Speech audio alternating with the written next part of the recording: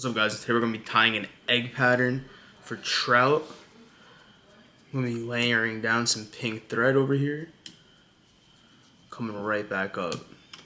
We're using a size 14 hook for this pattern with 3.5 millimeter tungsten bead.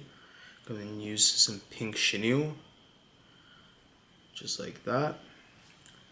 We're going to start by tying this down right at the start of the hook. Make a loose wrap, then tie that in.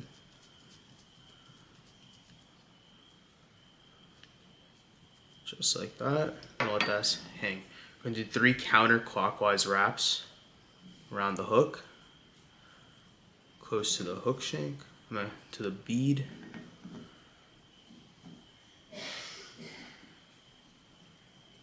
Then we're going to tie this back in.